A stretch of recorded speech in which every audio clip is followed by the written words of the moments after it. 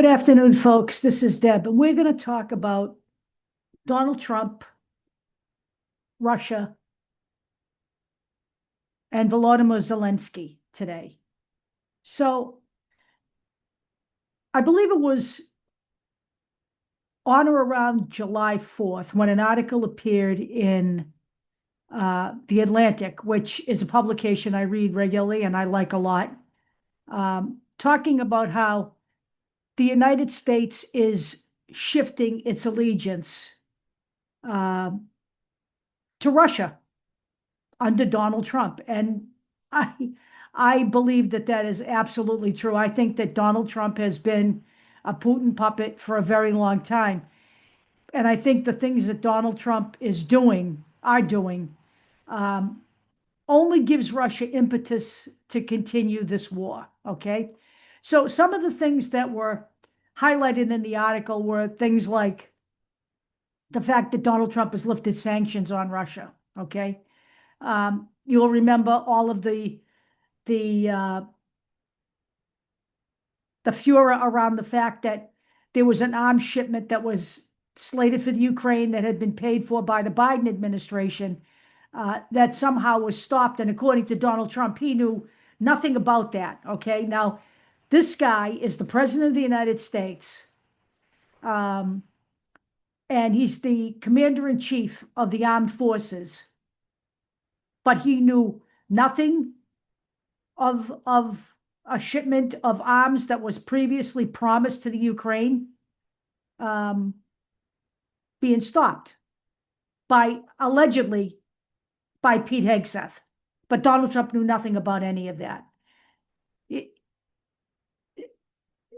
It's just amazing to me that this guy is either that inept or that he just continues to lie. I mean, he is a pathological liar. It's possible he knew from the very beginning.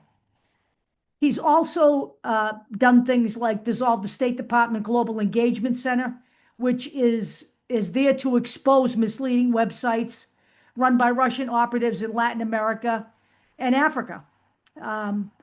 His cuts to U.S. aid and other programs have directly cut independent media and Russian opposition media out of the picture, okay? He's also trying to cut Radio Free Europe, and unless the courts stop him, that will prevent any kind of real, true information on the war getting to the Russian people. This is all part of the plan here, folks, okay? This is what people need to understand. They have to look at the big picture, okay? And then there's also Donald Trump's prime negotiator with Vladimir Putin in Russia, and that's Steve Witkoff. And somehow being a real estate developer is qualification enough to have such a high-level position, particularly while Russia is in the midst of a war with the Ukraine. Okay? And all Steve Witkoff does is parrot Vladimir Putin's talking points that the Ukraine is not a legitimate country. It's just patched together territories, all of which belong to Russia. Okay? So what did we see this past weekend? The great meeting between Putin and Trump in Alaska. Alaska, which was a territory that was owned by Russia at one time, and which Vladimir Putin would love to have back, by the way. So what happens? Not only does Donald Trump roll out the red carpet for a brutal dictator, okay, a brutal dictator and a man who is literally kidnapping Ukrainian children as part of this war. He rolls out the red carpet for him to walk down, and then he has a military flyover. You've got to be kidding me. This is more proof that Donald Trump is not only aligned with Russia, but that he doesn't give a damn about democracy, because he doesn't show the same kind of deference whatsoever to a guy like Zelensky, who is standing shoulder to shoulder with his countrymen and fighting for democracy, fighting for freedom. So today, you know, they get through all these negotiations and they hold this press conference. He and Putin hold a press conference, all right? And Putin does most of the talking. He's got the floor for most of the time. Donald Trump speaks for 3 minutes, talks complete gibberish, and shearing out of bullshit, and then runs off the stage. I mean, it was embarrassing, honestly. So today we had Zelensky visit the White House. This is the second phase, right? Now, let's forget, I don't even understand how we can be talking about a ceasefire between two countries where one of the presidents not even in attendance. So Zelensky wasn't even there when Trump met with Putin. Now he meets with Zelensky today, but Zelensky doesn't come alone, okay? Because quite frankly, Zelensky needs support when it comes to dealing with Trump and Putin, okay? It is that bad. So today, accompanying Zelensky to the White House were UK Prime Minister Keir Starmer, Italian Prime Minister Giorgia Meloni, French President Emmanuel Macron, German Chancellor Friedrich Merz, Finnish President Alexander Stubb, and the President of the EU Commission, Ursula von der Leyen, and NATO Secretary General Mark Rutte. Now, they met today with Donald Trump and Zelensky at the White House. And of course, Donald Trump made sure that Zelensky came with a suit on this time because he didn't want to see him in his battle fatigues again. I mean, I can't even, like, that even really matters when this conversation is going on. Now, according to Zelensky, it was a good conversation, but there were a couple of things that came out of this. Number one, Donald Trump spent all his time blaming Joe Biden for all of this. For all of this, okay?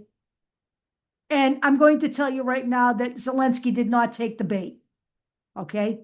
He did not take the bait. And then Donald Trump agreed to give Zelensky arms as long as the Ukraine pays for them. And what happened was the other nations who were present agreed to pay for those arms. That speaks volumes.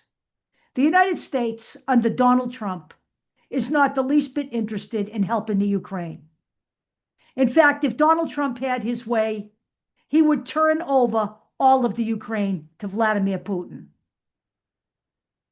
And all Vladimir Putin really cares about is returning Mother Russia to its previous state, because as a high-level operative of the KGB, Vladimir Putin never wanted Russia to break up. He never wanted that. He wanted Russia to remain the big world power that it was, right up there with the United States. He never wanted the Cold War to end, never wanted any of that. Because Vladimir Putin is one of the most brutal dictators that has ever existed on the planet. And Donald Trump is fast becoming one. He's becoming one here. People can call him a wannabe. Look what he's done to the United States in 6 months. Whoever takes his place, if there's a Democrat that wins, if we are allowed to have an election in 2028, whatever Democrat takes over this country, it's going to take several cycles of Democratic presidents to fix this mess. Donald Trump has destroyed democracy in America. There is no more wait and see about any of this. So why should we expect Donald Trump to stand up for democracy in Ukraine when he can't even do that here? In fact, he is dismantling it here. We have armed thugs just taking people off the streets. We have him invading, literally invading Washington, D.C. We have concentration camps being built, one in Florida now and another one planned for Arizona, so they can detain supposedly criminals, but they're not really criminals. More than 71% of the people they're detaining have no criminal record. Their only crime is coming to this country for a better life.